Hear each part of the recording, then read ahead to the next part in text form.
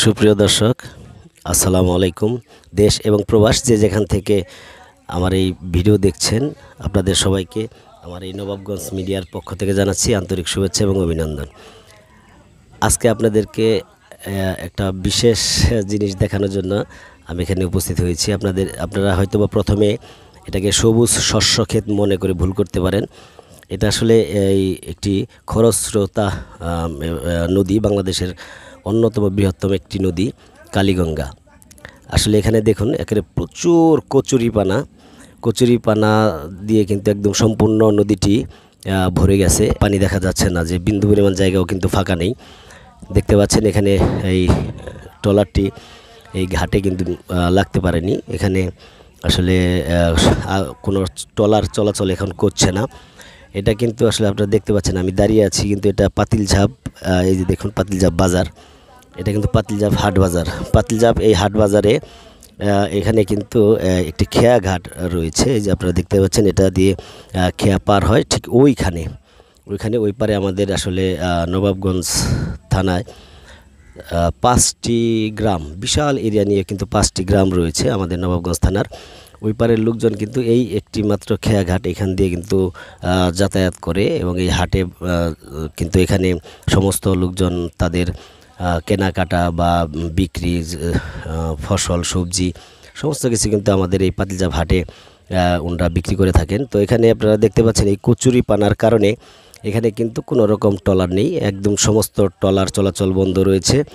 তো এখানে আসলে ওই পারের যারা স্কুলের ছাত্রছাত্রী রয়েছে, আপনারা জানেন যে এই নদী দিয়েই কিন্তু এই খেয়াঘাট দিয়েই কিন্তু তারা পার হয়ে পাতিলঝাপ উচ্চ বিদ্যালয়ে আসে। এখন কিন্তু খেয়া না থাকার কারণে খেয়া কিন্তু আপনারা দেখতে পাচ্ছেন ওই দূরে, আপনাদেরকে একটু যদি দেখে ওই দূরে একটু জায়গা অনেক দূর, কিন্তু ওখানে কিন্তু একটু পরিষ্কার দেখা যাচ্ছে। বিকল্প হিসেবে তারা কিন্তু ওইখান দিয়ে নৌকা দিয়ে কিন্তু পারাপার হচ্ছে। তো আপনাদের সকলকে দেখানোর জন্যই কিন্তু আজকে আসলে এই ভিডিওটা করা, যে এখান আসলে ওই পারে মানুষজন এই কচুরিপানার কারণে কতটা অসহায় হয়ে পড়েছে বা কতটা দুর্ভোগে পড়েছে। আপনারা দেখতে পাচ্ছেন এই নদীতে কিন্তু এই নদীর মাছগুলোও কিন্তু অত্যন্ত সুস্বাদু, এবং এই নদীতে কিন্তু প্রতিদিন এই নদীর আশেপাশে এলাকা থেকে প্রায় শতেক খানেক পরিবার এখানে কিন্তু মাছ ধরে, তারা কিন্তু মাছ বিক্রি করে তাদের জীবিকা নির্বাহ করে। কিন্তু এই কচুরিপানার কারণে তারা কিন্তু মাছ ধরতে পারছে না। আপনারা দেখতে পাচ্ছেন নদীর মাঝখান দিয়ে কিন্তু কোনো একটি মাছের নৌকাও নেই, এবং যাতায়াতের মতো কোনো রকম কিন্তু কোনো অবস্থাই নেই। তো এখানে আসলে একটি ব্রিজ হওয়ার কথা, গত মাসে ব্রিজটির টেন্ডার হওয়ার কথা ছিল। আসলে ব্রিজটি আমাদের এমপি মহোদয় রয়েছেন এখানে, উনি আমাদের দোহার নবাবগঞ্জের অভিভাবক, উনি অত্যন্ত ভালো মানুষ। উনি চাইলে কিন্তু ব্রিজটি অতি দ্রুত এখানে হয়ে যেতে পারে।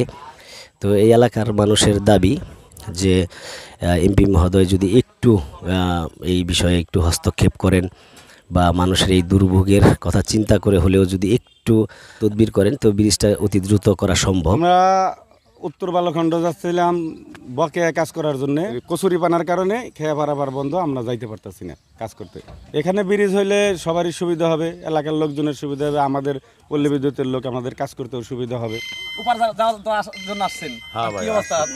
আসছিলাম কচুর লেগে তো ভাই আটকে গেছে, বেকার অবস্থা। ব্রিজটার জন্য আমরা খুব কষ্টে আছি। ব্রিজটা করে দিলে মানে চলাচলের সুবিধা হয়। অনেক বাড়িতে দোয়াল গাভী আছে, দুধ টুধ নেই, বাজার আসতে পারে না।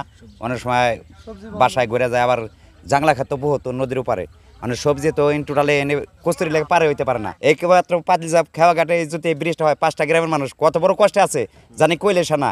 এই যে আজকে আমরা যে কথাটা বলতে, যে লোকগুলো দাঁড়ানো আছে, কোন সময় এই ভিডিওটা যে দেখবো, কোন সময় 50,000 লোকে খুশি হবে। সরকারের কাছে আবারও আমাকে মেনের দাবি জানাইতেছে, আমরা আমাকে পাতিলঝাপ খেওয়া ঘাটে এই ব্রিজটা হইলে মানে আমরা এই 50,000 লোক কত বড় খুশি হব সরকারের বার, যা বাসায় প্রকাশ করুন যাবে না। এই কচু কিন্তু এই বছরই প্রথম নয়, এটি প্রতি বছরই কিন্তু এই একই অবস্থা হয়। এই সিজন আসলেই কচুরিপানা দিয়ে নদী ভরে যায়, এবং এখানে এই মানুষের এই দুর্ভোগের সৃষ্টি হয়। তো এই এলাকাবাসীর প্রাণের দাবি, আমাদের এমপি মহোদয় যদি একটু সুদৃষ্টি দেন, তাহলে অবশ্যই এর একটি অবসান ঘটানো সম্ভব। কারণ এই কচুরিপানা কিন্তু কোনোভাবেই আসলে সরানো সম্ভব নয়। তো এই নদীতে যদি বৃষ্টি হয়ে যায় তাহলে এই এলাকার মানুষের এই দুর্ভোগ লাঘব হবে। তো যেই কারণেই আসলে আমাদের এমপি মহোদয়ের প্রতি আমার সকলের অনুরোধ যে এই বৃষ্টি যেন অতি দ্রুত হয়ে যায়, আপনি একটু সুদৃষ্টি দিবেন সেই দিকে। জনদুর্ভোগের ভিডিওগুলো আমি কিন্তু সবসময় চেষ্টা করি ধারণ করার। আপনারা যে যেখান থেকে দেখেন, ইতিপূর্বেও আমি দেখেছি আপনারা শেয়ার করে সেটা কিন্তু ঊর্ধ্বতন কর্মকর্তাদের প্রতি দৃষ্টি আকর্ষণ করেছেন। তো আমি সেই আশাই রাখবো আপনাদের প্রতি যে আপনারা একটু এই ভিডিওগুলো শেয়ার করে দিয়ে আমার এই ভিডিওটা যেন সেই ঊর্ধ্বতন কর্মকর্তাদের প্রতি পৌঁছায়, সকলে সেই ব্যবস্থাটা করে দিবেন।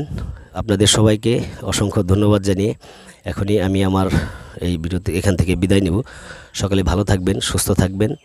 আল্লাহ হাফেজ, আসসালামু আলাইকুম।